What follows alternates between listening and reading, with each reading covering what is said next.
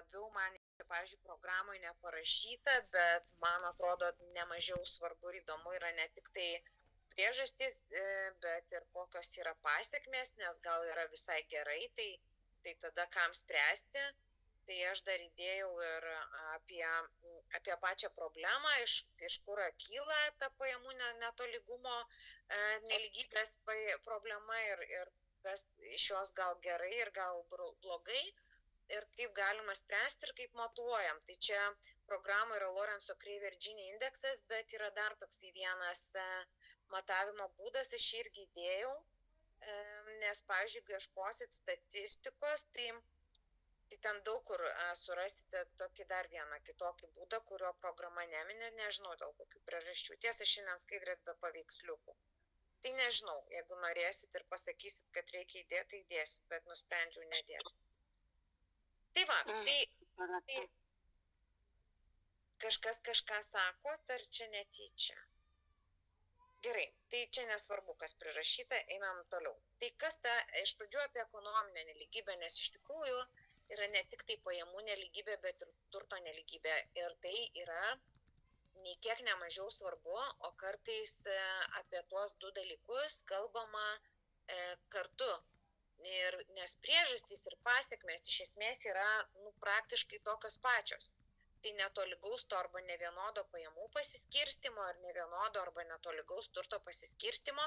Ir priežastys ir pasekmės ekonomikoje dažniausiai yra labai labai panašios arba identiškos. Tai kadangi programoje yra apie pajamų pasiskirstimo netobulumą ir netolygumą ir nežinau kaip, nes irgi tų vertimų labai yra daug, lietuviškai literatūros nėra baisiai daug, tai kaip nori kas, tai prašo. Tai bet vis tiek suprantate, apie ką aš čia. Tai kartais aš truputėlį ir apie turtą noriu čia papasakot, kad būtų aiškiau. Tai apskritai tas nevienodas pajamų jau konkrečiai pasiskirstimas ekonomikoje yra tada, kada yra tas disbalansas, nežinau, ar čia yra geras žodis ar blogas lietuviškas, bet iš esmės tai yra tada, kada nedideliai visuomenės daliai tenka santykinai didelė pajamų dalis. Lyginant su visa likusia ten visuomenės dalimi, kuri uždirba santykinai nedidelę procentinę visų pajamų dalį. Tai iš esmės, čia manau, daugeliui mūsų, jūsų, čia nėra naujiena kažkokia Lorenzo Kreivė ta pati, čia truputėlį užbėgu į priekį ir Gini indeksas, tai jau buvo ankstesniam vadovėlyje ir apie tai buvo rašoma ir buvo ta kreivė nubraižyta ir buvo ten papasakota plius minus kas ir kaip, gal nebuvo aiškinama detaliai, kaip apskaičiuoti, bet turėtumėt suprasti iš to, dabar intro, ką aš sakau, kad iš esmės, pavyzdžiui, jeigu tenai kokie 20% gyventojų gauna ten, nežinau, 70 ten ar 80 ar 60% šalies nagli. Palaukit, tuoj čia aš pabandysiu kažką padaryti.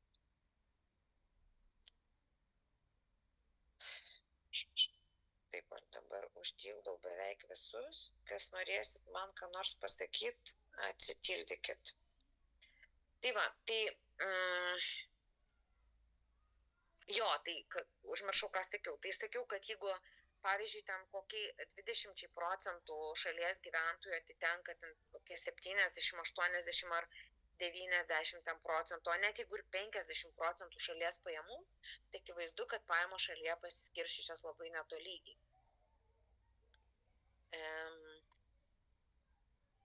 Taip.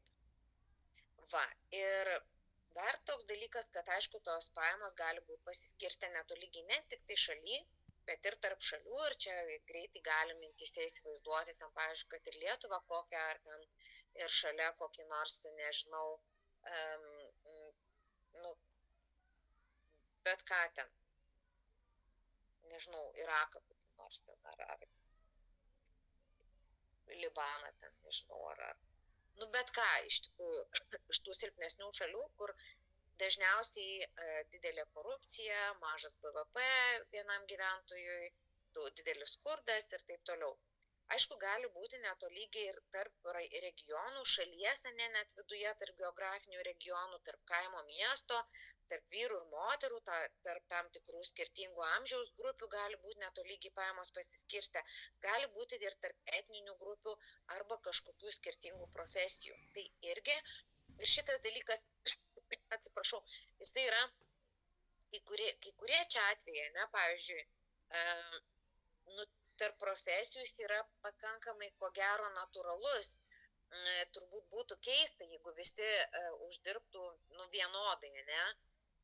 Tai kai kurie yra tokie kaip ir objektyvios tos priežastys netolygaus pajamų pasiskirstymo, kai kurios yra labai, labai subjektyvios ir reikėtų jas kažkaip tvarkyti ir bandyti pašalinti.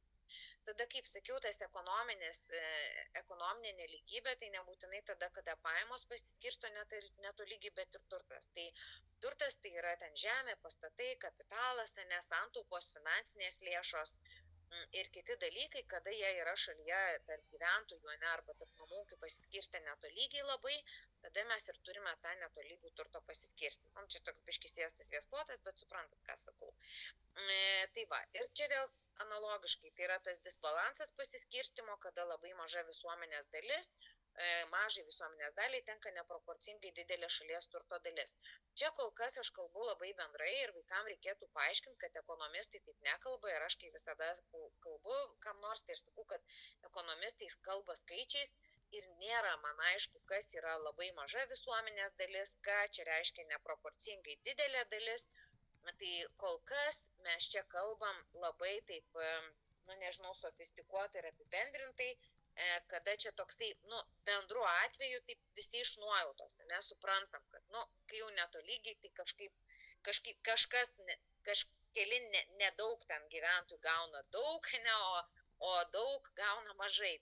Tai va, bet tai galima išreikšti skaičiais ir iš tikrųjų niekas taip neskaičiuoja, kad nedaug gauna, o daug gauna nedaug. Tai iš tikrųjų yra skaičiai, yra pamatuojami dalykai, yra keletas matavimo būdų pajamų pasiskirstymo netolygumo ir apie juos mes čia truputėlį pakalbėsim vėliau. Šiaip mano planas tai šiandien yra toks iš tikrųjų, prabėgti su jumis teoriją ir padaryti gal 3 uždavinius, vienas labai toks pamastymui, tik tai antras iš testuko, trečias iš valstybinio. Apie Lorenzo kreivę sąmoningai neieškojau kitokių uždavinių iš pajamų pasiskirstymo netolygumų dažniausiai nebūna daug, gali būti su Gini indeksų koeficientu arba su Lorenzo kreive, nes visa kita yra labiau diskusijai ir tokiam duomenų paieškojimui, palyginimui, tam pasvarstymui, pamastymui, kas kaip ir kodėl, bet galvoju, kad turbūt didelė dalis nesat galbūt savo rankomis darę ten tos Lorenzo kreivės braižę, ten yra labai paprasta viskas, jeigu žinai vieną dalyką, tai pabaigai mes paspręsim porą uždavinukų, o dabar tiesiog teorija, bet ten, kur norit mane stabdyti ir ko nors ar klausti, ar pridėti ką nors, ar pasidalinti kokiu pavyzdžiu, tai tikrai drąsiai. Tai va, tai dabar iš kur atsiranda, kodėl ta pajamų nelygybė yra. Tai apskritai pajamų nelygybė, kaip jau ir sakiau, yra susijusi su tuo, kaip šalyje uždirbtos pajamos yra pasiskirsčiusios tarp visų gyventojų.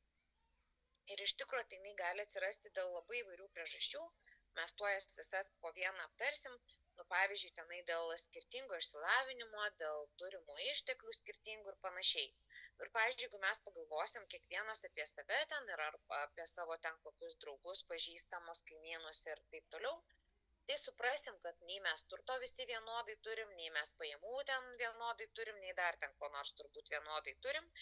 Ir tai irgi dažnu atveju, ypatingai išsivysčiusiose šalyse, tai yra vis tiek kažkaip objektyviai nulemta ir tai nėra dėl kažkokių ten labai nenusakomų priežasčių.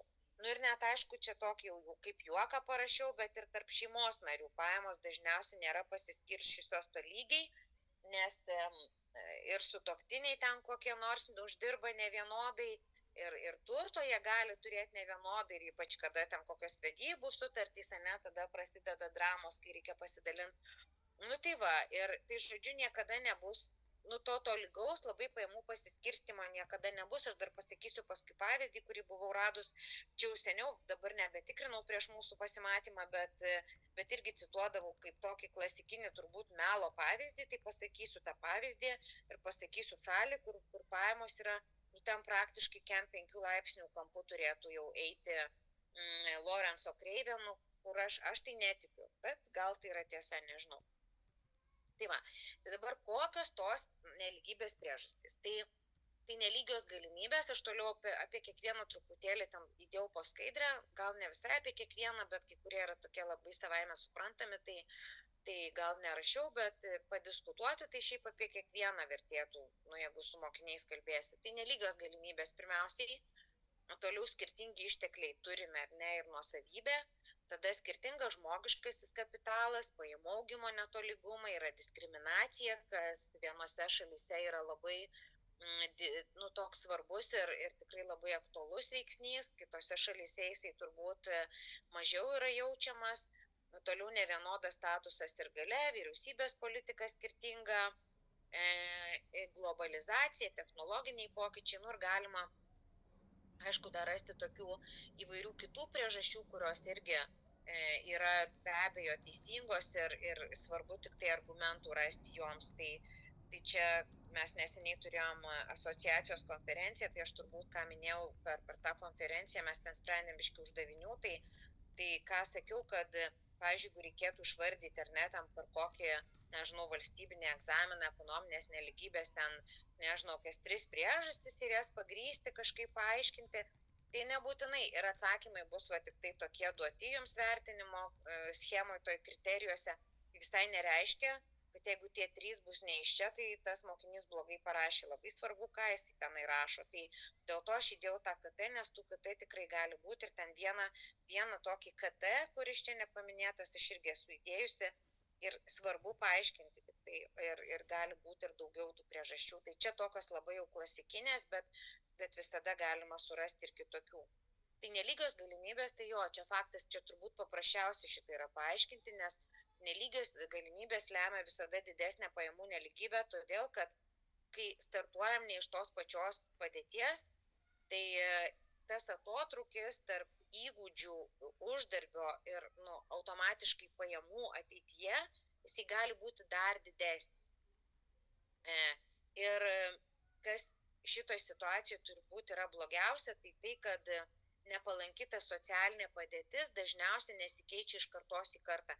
Ir čia tikrai irgi galima visur iliustruoti pavyzdžiais ir lengviausia turbūt tai suprasti, jeigu imsime tas skurdžiausias šalis ir ne, tam apskritai dabar aš neprisimenu, ar turbūt yra 12 klasė ir skurdo ratas turėtų būti, kodėl iš to skurdo rato, čia kas geografija gal dėsto, jūs mokot apie skurdo ratą ar nemokot, yra geografijos programoje, ar negalit man pasakyti. O čia apie kurią jūs klasę kalbat? Neįsivaizduoju. Skurdo ratas. Low income turi tokį dalyką, kur yra žemos pajamos, tada blogas išsilavinimas, tada šitas... Yra pas mus pajamų nelygybė, yra regioninis suvokimas, yra tas žmogaus socialinės raidos indeksas, bendras vidaus produktas vienam gyventojui, bendras vidaus produktas, kuom jie skiriasi. Bet skurdo ratas nebent gal čia tos atnaujintos programos aš dar nepriejau.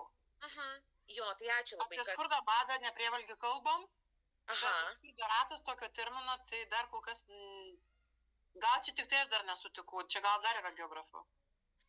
Tai tiesiog man šiaip smalsu ar seniau, nes aš dabar jeigu taip jau tai aš, man atrodo, kad yra mūsų naujoje programoje šitas dalykas, nes, žinot, čia taip liaudiškai, čia nespaudai, bet yra toksai lietuviškas posakis,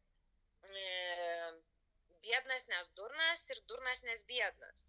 Tai čia toksai, nežinau, čia toks, man tai mintyse tai labai geras tos skurdo rato pavyzdys, bet iš tikrųjų tai čia labai liūdna tema, nes žmonės tiesiog neturi jokios fiziškai galimybės iš to skurdo išbristi. Čia ne mūsų šiandien dienos tema, bet kalbant apie tas nelygias galimybės, palyginkite ten kokį nors, nežinau, dukrytę arba sūnelį, turtingoje ten šeimoje, kokioje Britanijoje, ten tėvai kokie profesoriai, ir ten kvepia Oksfordu ar Kembridžu, ten ar kuo nors, ir paimkim kokią nors skurdžią šalį, kur tas vaikas galbūt ten gimė, visiškai tiek pat, o gal daugiau protingas, iš prigimties jau turiu galvoje, ten su kažkokiais ypatingais gebėjimais, bet tai visiškai nereiškia, kad jis kada nors pateks į Oksfordą, Kembridžą arba Harvardą, nes jis galimai iš vis skaityti neišmoks per savo gyvenimą įrašyti, bet dėl to, kad jisai va būtent tokioj, jisai gimė tokioj šeimoje, tokioj šalyje, buvo tokia situacija ir tokia aplinka, kur, tiesiog jisai neturėjo galimybių. Ir čia tai būna iš kartos į kartą ir va čia čia labai daug galima apie tai kalbėti, tai Aš atsiprašau labai, Daiva, bet čia aš tai, pavyzdžiui, apie tai kalbu, ekonomikos pamokoje, čia kur yra ta tradicinė ekonominė sistema. Aha. Tai va, aš čia kalbu apie tai, kad yra va, tas uždaras ratas, kurio gyvenimą apsprendžia tradicijos šeima. Jau tai nevadinu to skurdo ratu, biškiai kitaip. Bet ten nebūtinai skurdas, ten gali būti turtingas, nežinau, žvejys. Jie ten žvejose, ne man tai visada Kuršių marios ten ir kokia Neringa, bet čia ne visai tai. Čia apskritai, kai tu jokių, tai tas turtingas koks nors žvejys, jisai gali gal ir į kitą kaimą ir ten gal kokią, nežinau, karjerą verslo padaryti. Suprantat, čia biški taip, netiksliai kalbu, bet... Kastų sistemos ir čia gali būti skurdžiai ir turtuoliai, čia toks labai tas klausimas. Ne, bet ši tema neišsemiama ir čia teisingo atsakymo jokio nėra. Čia sakau, dėl to, būtent šitoj temai daugiausiai yra diskusinių klausimų, o ne kažkokių ten suskaičiuoti, sudėti ten ir kažką. Tai žodžiu, bet kadangi čia man labai įdomu, tai aš daug plepu, tai aš einu toliau, bet taip biški pagreitinu. Tada skirtingi ištekliai. Tai logiška, kad ekonomika kiekviena susiduria su nevienodu ten pajamų ir turto paskirstimu, dėl to, kad yra dėl to, kad turi, ir apie namų ūkius čia galim taip pat kalbėti, ir apie šalis taip pat galim kalbėti, kad turi skirtingus gamybos veiksnius ir skirtingą nuosavybę turi laisvos rinkos ekonomika. Tada yra labai skirtingas žmogiškas kapitalas. Nes aišku, tie, kurie turi aukštesnę kvalifikaciją, geresnius įgūdžius, ten geresnį išsilavinimą, didesnę patirtį kokią, tai aišku, kad jiems bus geriau mokama. Bet jeigu tu šitų dalykų neturi, tai tu ir negali tada norėti. Ir čia vėl mes labai galim skirtingai kiekvieną savo galvoj dabar įsivaizduoti. Mes galim Lietuvą įsivaizduoti, kuri pagal BVP gyventojų yra priskiriama prie vidutinių ir aukštesnių pajamų šalių. Bet mes galim įsivaizduoti ten, nežinau, kokį nors Mozambiką ten ar nežinau, iš tų skurdžių kažkokių šalių, kur, iš vis, visi yra... Didžioji dalis yra toj blogoje padėty. Tai dabar aišku, jeigu mes įsivaizduojam Lietuvą, tai jeigu tavo blogas išsilavinimas, bet čia į mokyklą eina vos ne 100%, visi skaityti, rašyti plius minus moka, tai jie vis tiek tą minimalų darbo užmokestį gali gauti. Ir mes nekalbam čia apie kažkokį dolerį ten, ar $2, ten $1,9 per dieną, kas yra matavimas, pasaulyje skurdo dalykų, tai mes apie tokius dalykus nesuprantam ir mes iš tikro nesuprantam turbūt nei kas yra tikras skurdas, nei kas yra tikras badas Lietuvoje gyvendami. Tai ačiū Dievui, bet iš tikrųjų turbūt mums sunku suprasti tas kitas šalis, kaip ten iš tikrųjų yra. Tai va, bet iš kitos pusės ir vėlgi čia, ta pajamų neligybė, arba, čia gal vėlgi labiau kalbant apie tas išsivysčiusias šalis, darbo užmokesčio skirtumai padeda sukurti ekonominės paskatas ir mokytis ir dirbti, todėl kad, jeigu tu nori uždirbti daugiau, tu kito kelio tiesiog neturi. Bet ir vėlgi čia sakau, čia negalima taikyti pažodžiui kiekvieno čia dalyko, kurį jūs matot skaidrėse, kiekvienai atskirai valstybei, todėl kad jos turi labai skirtingą kontekstą ir kas, pavyzdžiui, tinka išsivysčiusiom šalim, tai visiškai netinka, kokios ten ekonominės paskatos daugiau mokytis ir dirbti, tai jeigu ten tu net į mokyklą negali eiti, arba ten mergaitės parduoda, ar ten, nežinau, ištekina ten ir jau jos ten 12 metų gimdo vaikus, tai čia apie kokias čia paskatas mokytis ir dirbti kalbam. Tai ir vėlgi, bet tai nereiškia, kad apskritai tas faktorius, kad skirtingas yra žmogiškas kapitalas, neegzistuoja. Taip egzistuoja. Tada pajamų augimo netolygumas. Dažniausiai iš tikrųjų, tai didėjančią neligybę lemia, iš tikrųjų lemia du dalykai. Ir spartesnis pajamų augimas aukščiausiam tam pajamų pasiskirstimo segmente.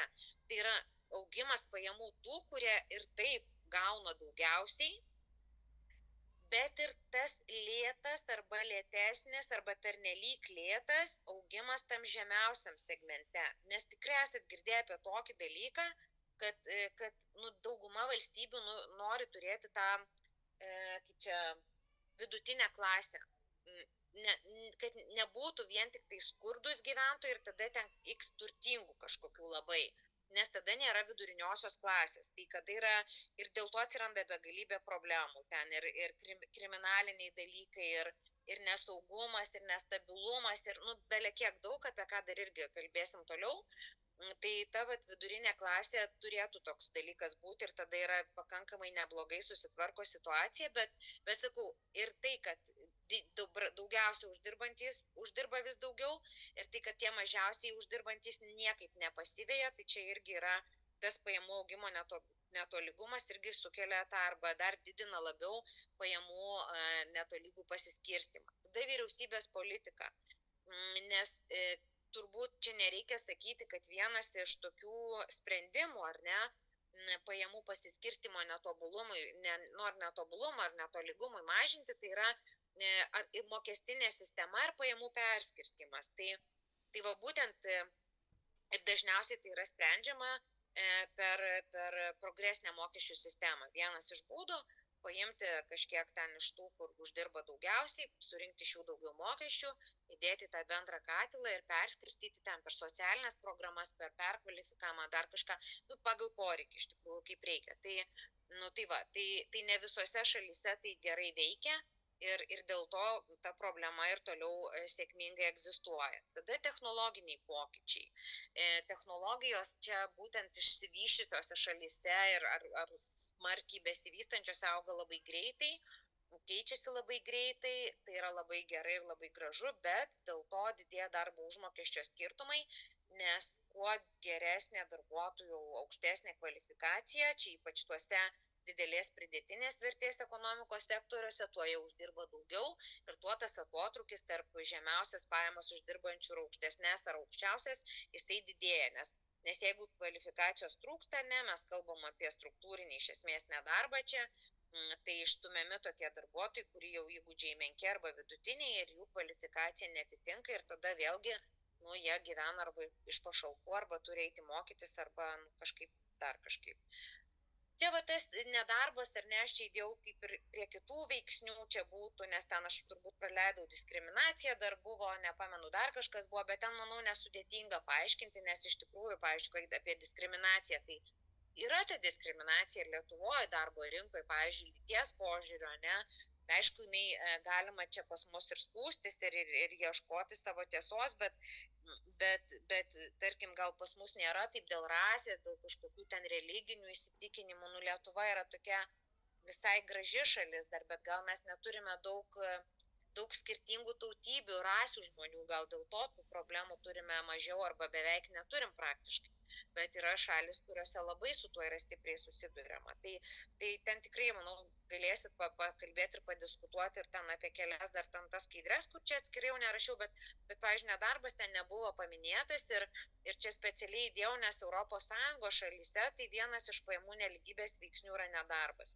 Nes jeigu žmonės, ir ten dar kažkur mano skaidrėse bus, kad kartai žmonės tiesiog ten, kur yra gera socialinės apsaugos sistema ir kur yra didelės nedarbo išmokos arba bedarbio pašalpos, tai žmonės tiesiog sąmoningai gali pasirinkti neiti į darbą, bet pajamų atotrūkis, tai tada vis tiek didėja, kai žmonės kažkurie nedirba. Tai vat nedarbas irgi gali būti vienas iš pajamų nelygybės veiksnių. Tai čia prieina mes prie pirmos užduoties, nežinau, ar turit kažkokių klausimų, ar neturit, arba ką nors gal pridėt norit. Čia tiesiog įdėjau tokią, mes galim su jumis labai čia stipriai nediskutuot, gal šitoj, kažkas sakė. Gal pasigirdo. Tai galim čia labai nediskutuot, bet su mokiniais tikrai gali, ten, pavyzdžiui, kiek uždirba profesionalūs futbolininkai, gydytojai, ten pilotai, ne? Vat kažkokioj šalyje, arba Lietuvoje, arba, sakykime, ten, nežinau, bet kokioj šalyje. Ir kiek ten, pavyzdžiui, toj šalyje yra minimalioji mėnesio alga. Ir tas skirtumas tikrai matysim, kad yra pakankamai didelis. Ir kodėl taip yra? Bet šiaip įdomu, o kodėl taip yra?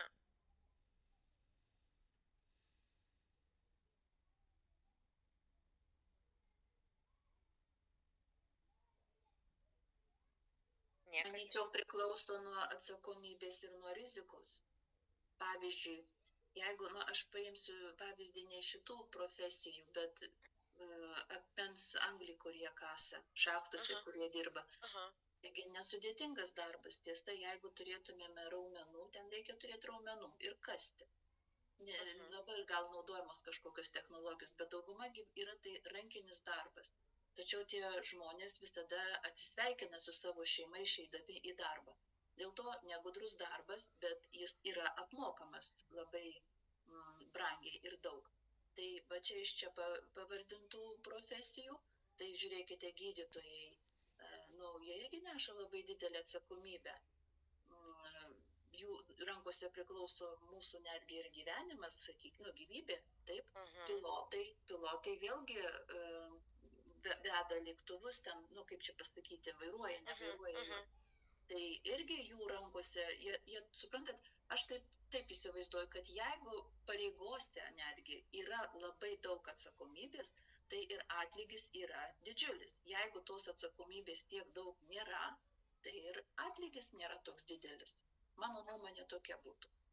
Jo, ačiū labai, Vaiva. O va, pavyzdžiui, kaip galvojat, tai vienas iš dalykų, sakėt, yra paminėjot kelis turbūt kenksmingas sąlygas, ne?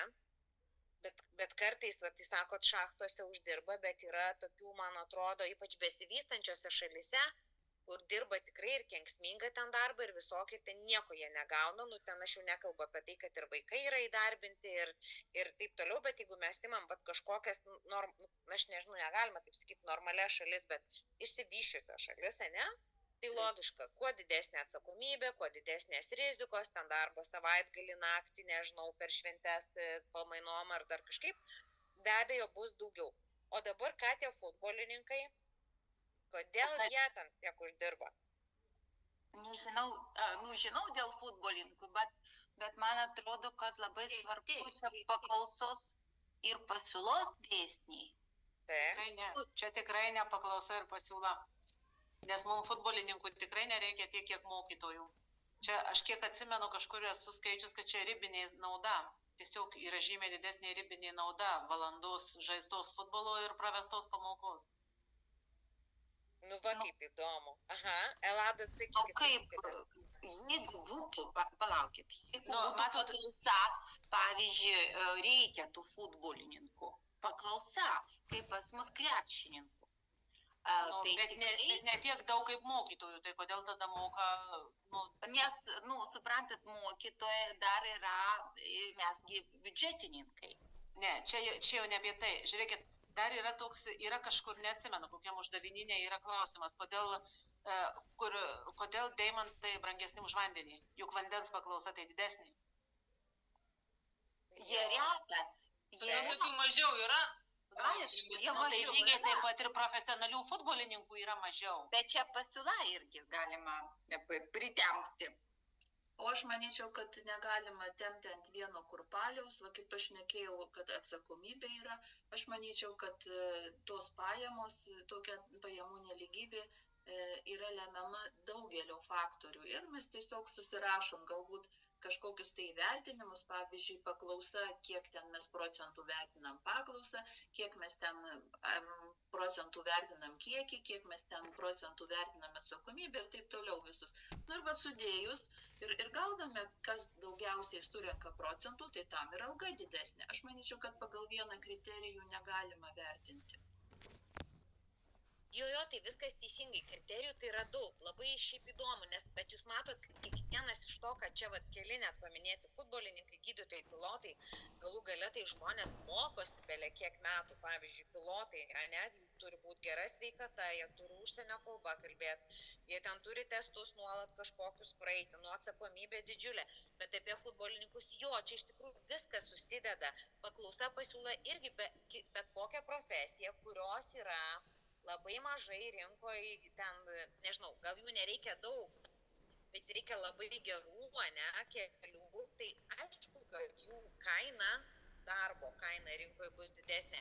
tų futbolininkų teisingai. Čia iš tikrųjų ne visai gal pagal paklausą, nu, viskas turbūt egzistuoja ir priklauso, bet aš irgi dabar va taip sėdžiu, mąstau jūsų klausydama, realiai tų gerų futbolo komandų jų nėra ten labai labai daug, ne? Futbolą pasižiūrėkit, kiek mažių žaidžia, nuo ten pradeda kelių metų ir laksto visi paskui tą kamuolį. Kiek iš jų patampa profesionaliais futbolininkais, klausimas, bet kiek jų patampa tom žvaigždėm, kurios ten tuos, milijonus ir varto jų. Bet iš tikrųjų, kokią kainą jų, belia kokią traumą ir baigėsi jų karjerą, rimtesnė trauma, ne? Tai iš tikrųjų ten irgi rizikos yra labai daug, ten nėra taip, kad savo pabėgioji po aikštę belia kaip ir gauni daug, ne? Tai žodžiu, šiaip įdomu čia viskas. Tai aš manau, palikim šitą temą jums su mokiniais ir čia tų argumentų galbūt dar daugiau galėtų įvairių atsirasti, nebent dar kas nors, ką nors pridurt turit. Čia vėlgi dar kartą sakau, čia nėra vieno kažkokio atsakymo, kurį galima įdėti į uždavinyną ir jau jeigu taip nepasakė, tai jau viskas reiškia neteisingai. Tai teisingai, tik tai argumentuoti reikia. Tai va, tai ar turim dar ką nors, ar jau galime eiti toliau? Einu tada toliau. Tada keliaujame mes prie poveikio. Tai iš kur ta neligybė atsiranda, kaip ir aišku. Yra daug priežasčių, ne vėlgi nėra vienos priežasties arba kodėl ten kažkas gyvena skurde. Tai irgi gali būti kompleksinė kažkokia priežastis, sudaryta iš daug dedamųjų, nebūtinai dėl to, kad, nežinau, tėvai buvo neturtingi. Tai dar ne viskas.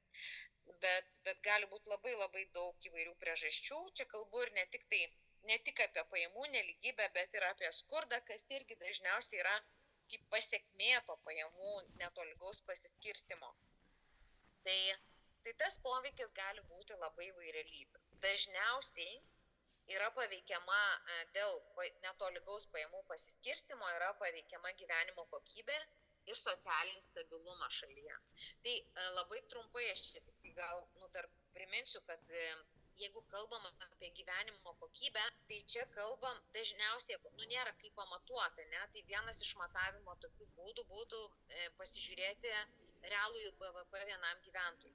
Bet realusis BVP vienam gyventojui, aš supratau vakar, kaip vis tiek vaikam kali į galvą, kad BVP gyventojui, nieko, tai prasme, kaip čia, negali sakyti, kad nieko bendro su tavo pajamom neturi, bet kad tiesiogiai taip vien su vienu, tai su tavo pajamom tikrai nieko bendro neturi. Ir jeigu ten BVP gyventojų, nežinau, 23 ten ar 50 tūkstančių ten eurų per metus šalyje, tai nereiškia, kad aš uždirbu 50 tūkstančių, aš galiu uždirbti 100 tūkstančių, aš galiu uždirbti 1000 per metus. Ir tiek žinių, tai rodo truputėlį dar visai kitų. Bet iš esmės, tai ta gyvenimo kokybė, tai yra ir daugiau, ne?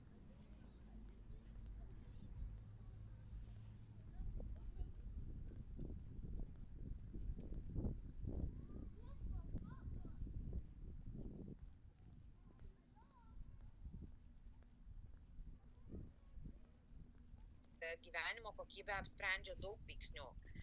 Ten raštingumo lygis, ten koks nors švaraus vandens pasiekiamumas, lyčių lygybė gali būti šitas kūdikių mirtingumas, labai daug visokių dalykų, kurie iš tikrųjų parodo gyvenimo kokybę toje šalyje. Ir antras daiktas yra socialinis stabilumas. Tai kuo labiau arba kuo netolygiau pajamos yra šalyje pasiskirsčiusios, tuo daugiau galima tikėtis visokių netikėtumų. Tai žodžiu, ir turbūt gal galit kokį nors ir nelabai, nežinau, ar prisimena, turbūt čia kelinti, čia kokie buvo 2000.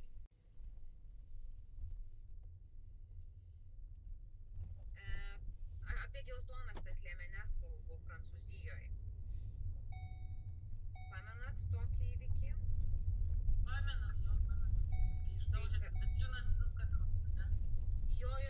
Ir ten buvo, ten iš tikrųjų mokesčių reforma buvo ir galit gal čia kas nors ir labiau dar pasidalinti, bet iš esmės, kuo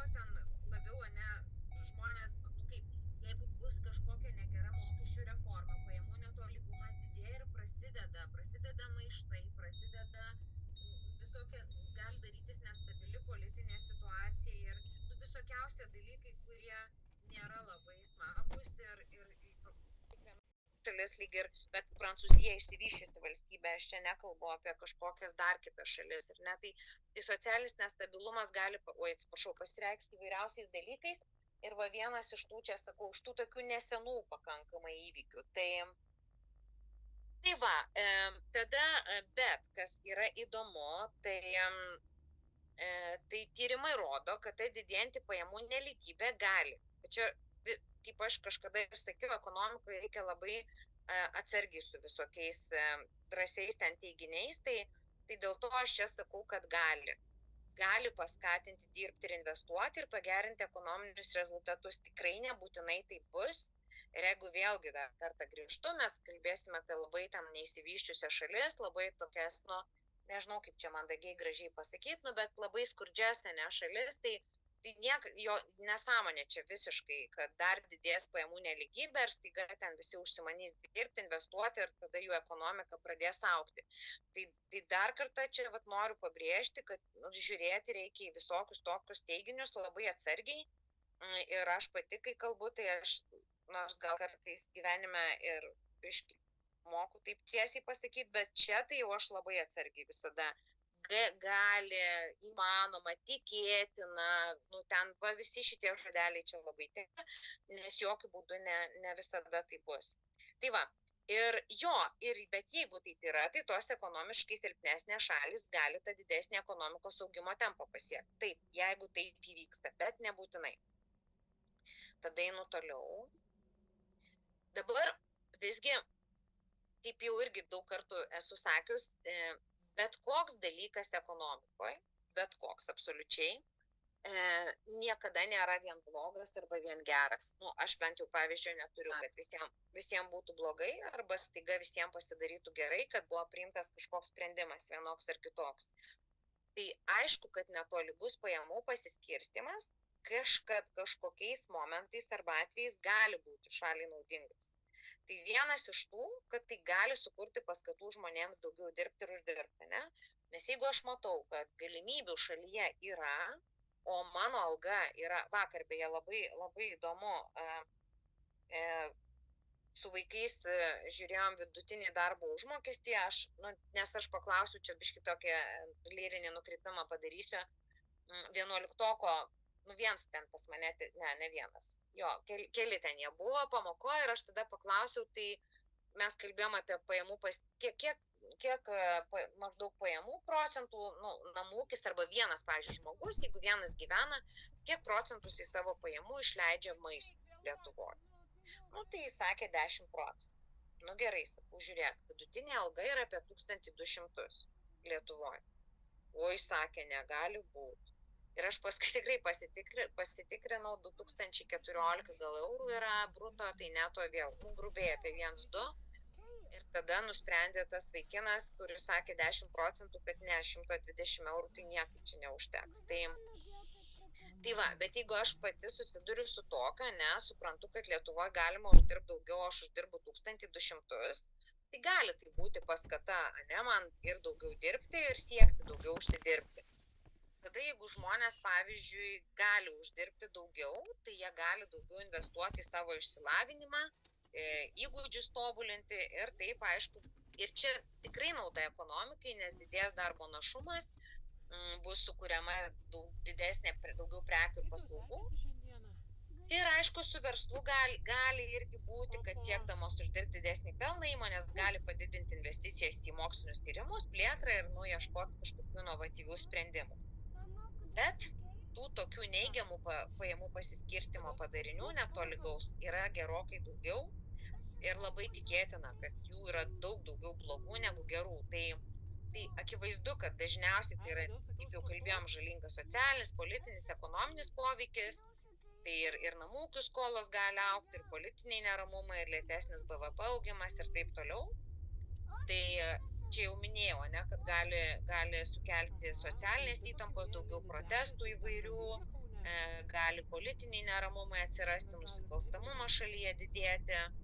Tada kuo didesnė ta atskirtis, tarp neturtingų ir turtingų, tuo daugiau vyriausybė turi skirti, ir per transferinius mokėjimus, tuos, čia parašiau, pervedamieji mokėjimai, jie didėja ir iš esmės tai negali jų nukreipti kažkokiem kitiem ten svarbiem dalykam ir dėl to ekonomika neauga ir nedidėja šalies nacionalinės pajamos ir dar daugiau gali išleisti bedarbio pašalpom ir kitom ten pašalpom.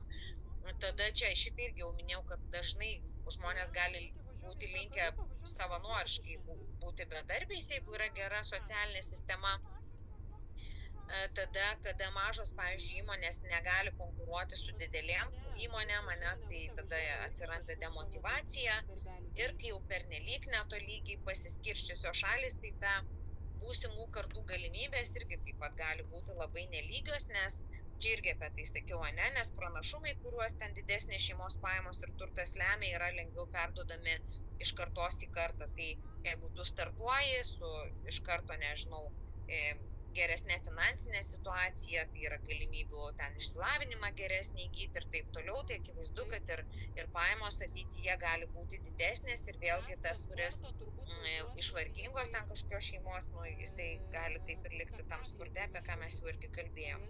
Tai va, būtent dėl to dauguma pasaulio valstybių imasi tam tikrų priemonių, kad tas pajamų ir turto pasiskirstimas ekonomikoje visgi būtų tolygesnis. Nors ką rodo skaičiai, tai, iš tikrųjų tai labai nieko gero. Ir toliau tie turtingieji turtėja, o tie, kurie skurdo, jie skursta ir to tokio kažkokio pasivyjimo, šiaip apie pasaulį čia kalbu, ne apie kažkokią atskirą valstybę, tai iš tikrųjų tas, kaip čia pasakytas, atstumas ar tas čia gepas, atstumas turbūt tarp tų turtingiausių ir skurdžiausių, tai jisai tik tai didėja. Tai va. Ir dabar pereinam prie, jau judam link uždavinuko. Tai kaip nustatyti tą neligybę? Tai pajamų neligybė šiaip yra pagal keletą rodiklių nustatoma. Ir čia yra 3, kaip čia pasakyti, Gini koeficientas, jisai toks išvestinis gal rodiklis, bet aš paminėjau kaip atskirus 3. Tai yra toksai S80-S20 santykis pajamų kvintilio dalies, tada yra Gini koeficientas ir Lorenzo kreivė. Tai programoje S80-S20 aš tikrai nemačiau, bet, kaip jau sakiau pačioj pradžioj, kai susitikom, kad daug statistinių duomenų yra taip pateikiama, mūsų bankų vyriausiai ekonomistai irgi taip nagrinėja, kai kalba apie Lietuvą, tai jie nei Gini, nei Lorenzo kreivės ten nieks nebraižo, šiaip Gini koeficiento duomenų Lietuvos, pavyzdžiui, aš čia išbraižiau biškį kreivių keletą ir ten skaičių kažkokių sudėjau, tai lietuviškose aš nerandu duomenų Gini koeficiento, bet gal tiesiog nemoku ieškoti. Tai ir kažkaip, jeigu darai paiešką, tai nedaug ten ko išmeta, tai reikia paieškoti, bet S80-S20 tai lengva rasti, tikrai apie tai daug kalbama. Tai va, tai dabar pajamų tos lygybės arba neligybės laipsnis dažnai matuojamas santykinė nacionalinių pajamų dalim, kurią uždirba tam tikra gyventojų dalis, procentais, ne? Tai kvintiliai arba deciliai tokie dar yra, tai čia matematikam turbūt aišku, o jeigu ne matematikam, ekonomistam, tai tiesiog primenu, tai kvintiliai tai yra naudojami, kada mes kažkokius turim duomenų rinkinius ir juos padalinam į penktadalius. Taip žmonių kalba, kas 20%. Jeigu yra iš viso 100% statistinių duomenų kažkoks renkinys, pavyzdžiui, 100% gyventojų, tai mes juos tiesiog sudalinam po 20%. Tai čia viskas labai paprasta, tik pavadinimas toksai, nežinau, kam girdėtas, kam gal mažiau. Ir ką tas S8-S20 rodo, kad 20%, jisai rodo 20% turtingiausių namų ūkių ir 20% vargingiausių namų ūkių metinių pajamų santykių. Čia aišku, ne? Ir šitas S80-S20 tai yra vienas iš pagrindinių tokių rodiklių, kurie yra naudojami neligybės masto nustatymui. Būtent nustatymui. Tai sakau, daug kur šitą rasite, nežinau, kodėl programoje nėra. Šiaip ekonomikos vadovėlė jo irgi nemini, bet kadangi jisai toks yra pakankamai populiarus, tai dėl to įdėjau, tik galėsit išmestas skaidres ir mokiniam nepasakoti, jeigu nenorėsit. Tai va, ir dabar kaip interpretuoti, tai pavyzdžiui, jeigu tas S80-S20 santykis yra tarkim 5, tai reikš, kad 20% turtingiausių namų ūkių metinės pajamos yra 5 kartus didesnės už 20% vargingiausių namų ūkių metinės pajamos. Tai, suprantate, ne, kuo didesnis tas santykis, tai tuo liūdnesnė ta situacija yra šalyje. Ir atsiprašau, Daivutė, labai atsiprašau, nutrauksiu. Jo. Nežinau kaip kolegės, bet aš nematau skaidrės apačios. Aha. Matau pavyzdžiui, jei tavo eilutė yra antra ir daugiau viskas. Rimtai? Aha. O kaip kiti? Mes matom. Matosi. Mes matosi puikiai. Aha. Tai tada nepykit, Vaiva, kai atsiųsiu, vis tiek viską matysit, nes aš tai tikrai matau, yra kartais, kai aš iki pat savo ekrano apačios matau. Tai jūs to eilutės nematot, bet man dar lieka balto biški, tai tada nepykit. Ai, prasukt man reikia, aš pastebėjau, prasukt turiu. Aha, atsiprašau. Tai viskas gerai. Tai viskas gerai.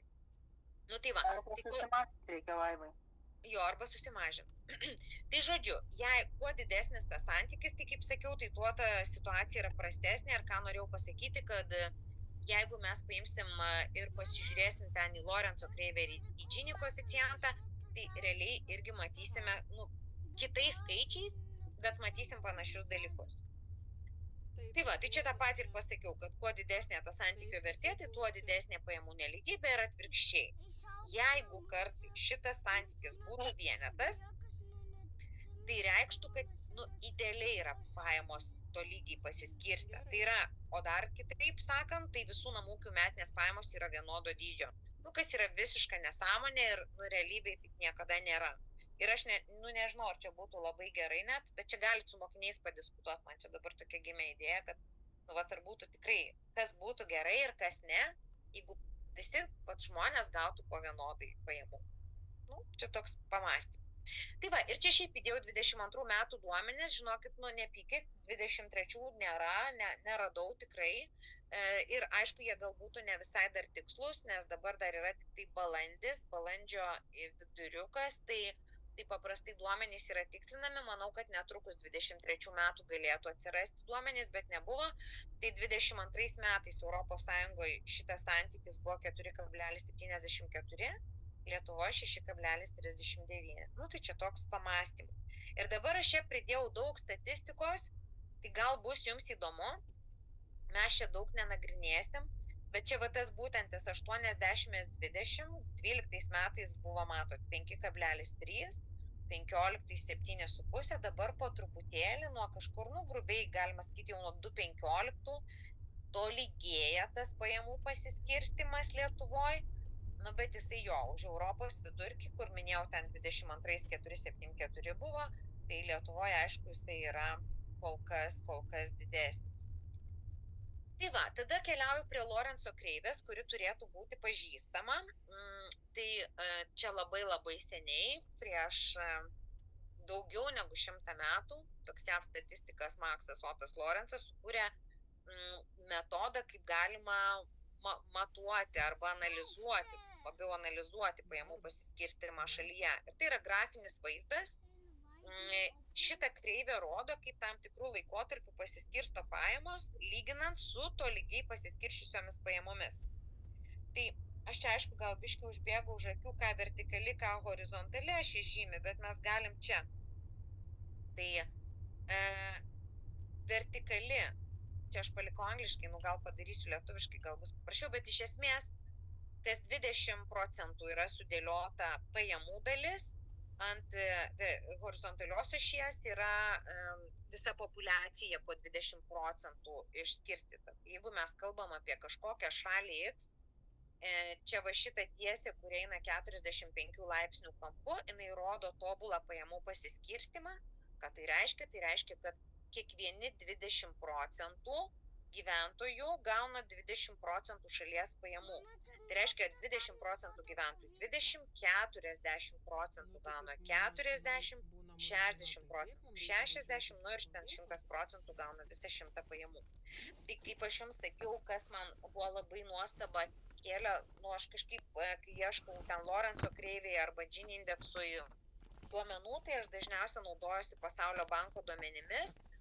Tai aš buvau ten kažkuriais metais suradus, tik ten irgi sunku, pavyzdžiui, jeigu nori kelias šalis sudėlioti šalia, Tai vienos šalis vienų metų duomenis pateikė, kitos šalis kitų ten metų duomenis ir kartais palyginti nelabai gali, nes reikia imti būtinai tuos pačius metus, kad galėtum pasižiūrėti. Tai čia tas toksai nepatogumas, bet kas mane žiauriai buvo nustebinę, tai Kazachstanas, pas juos ten buvo, praktiškai taip, kaip šita tobulo pajamų pasiskirstimo kreivė. Tai aš netikiu.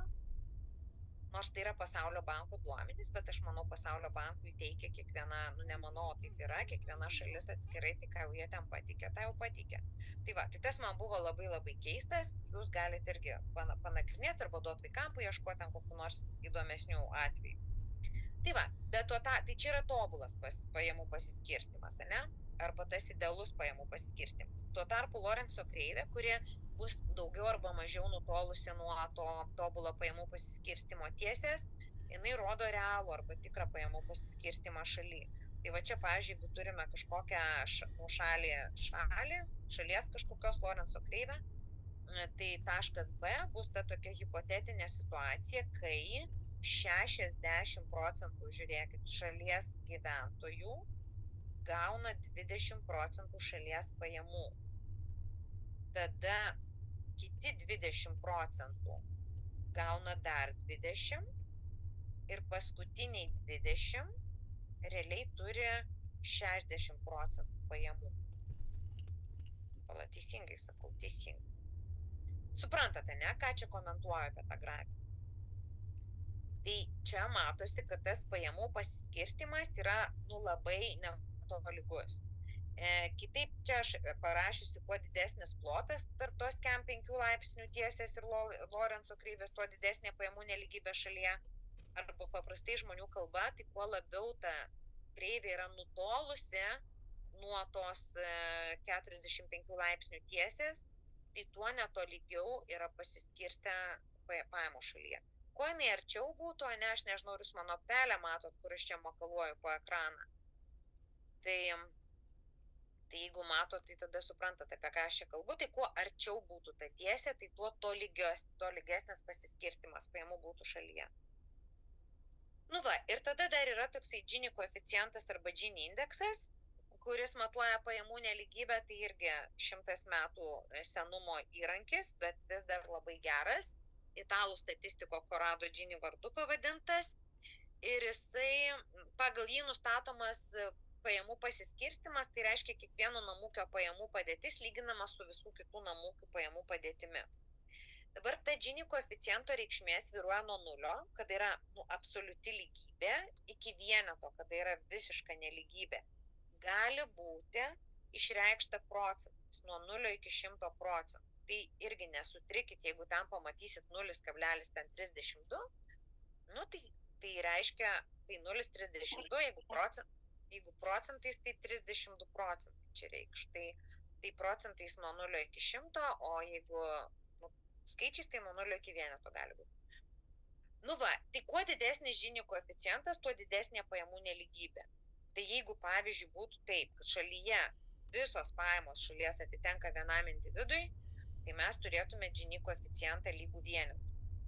Ir jeigu pajamos būtų idealiai pasiskiršiusios, visiškai lygiai tarp šalies gyventojų, tai tada Gini koeficientas būtų 0. Va, dabar kaip jis apskaičiuojamas, tai tam, kad apskaičiuotume, reikia mums turėti Lorenzo kreivę. Čia tiesiog kartais tie šaltiniai, čia gali būti šita dešiniai, šiaip tik kairiai man įprastesnis vaizdas būtų, jeigu čia pajamų pasiskirstimas, jeigu šitas jūs trikdo, aš nupiešiu kairiai pusiai tą tiesę. Nu čia būtų tie po 20%, ne pasiskirstę pajamos, o čia pačioj būtų populiacija, gyventojai po 20% pasiskirstę. Tai, bet įtakos pačiam skaičiavimui čia jokios neturi, tiesiog ašis kitoj pusėje.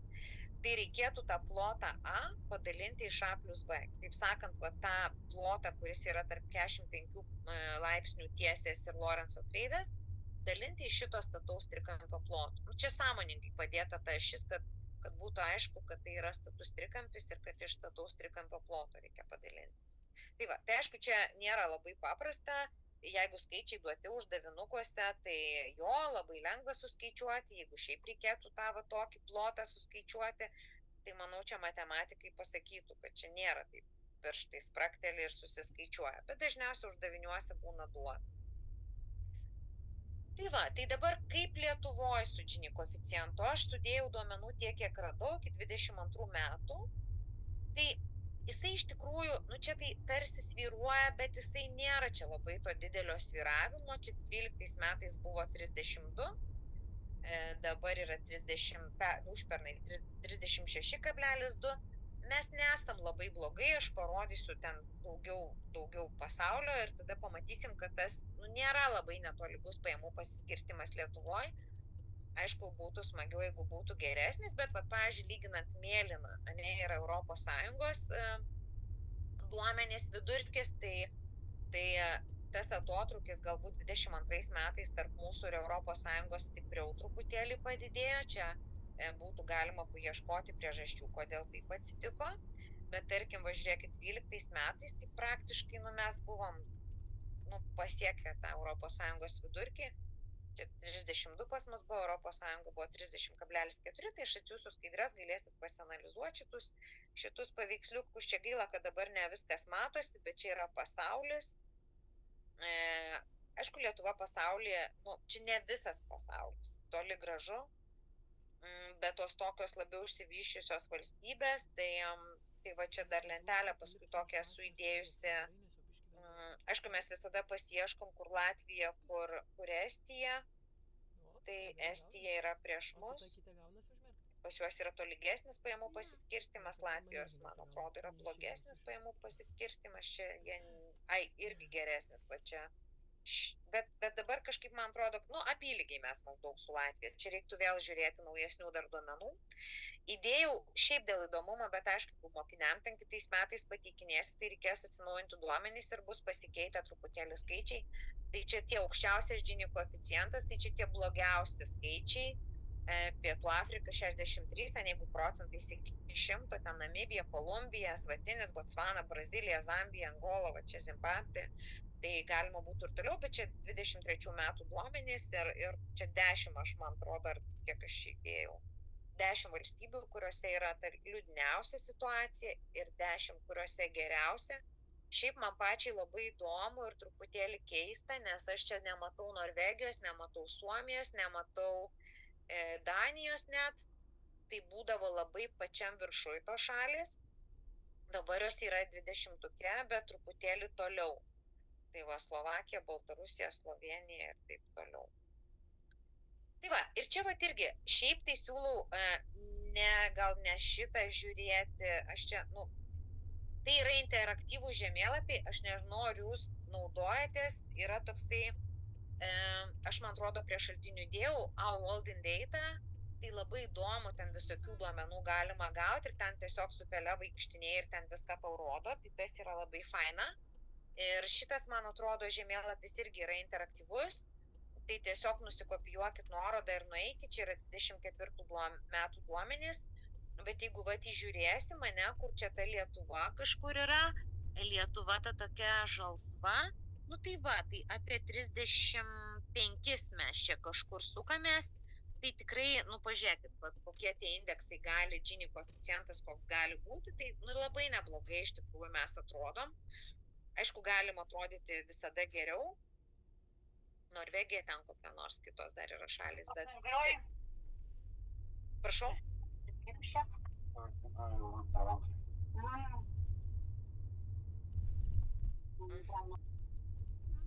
Taip, gerai, kalbam toliau. Tai va, ir dar keletas šie dalykų, tai tokių apibendrinant, tai mažas pajamas gaunančios šalis arba tos, kur yra labai didelė korupcija, tai dažniausiai turi aukštą Gini koeficientą ir čia jeigu pasižiūrėsit, pavyzdžiui, kokią nors, pasižiūrėkit, kas čia darosi Afrikoje, Pietų Amerika, tai čia yra situacija blogesnė ir tos, kurios turi didelės pajamas, dažniausiai turi žemą Gini koeficientą. Tai čia tokios išvados mažos. Ir sprendimo būdai. Kaip padaryti, kad tas pajamų pasiskirstimas būtų tolygesnis. Tai yra tokie 3 pagrindiniai būdai, kuriais yra sprendžiama šita problema. Tai pirma ir turbūt pagrindinė tai yra mokesčių politika. tada valdžios sektoriaus išlaidos, tai gali būti tiesioginis aprūpinimas, ten subsidijos,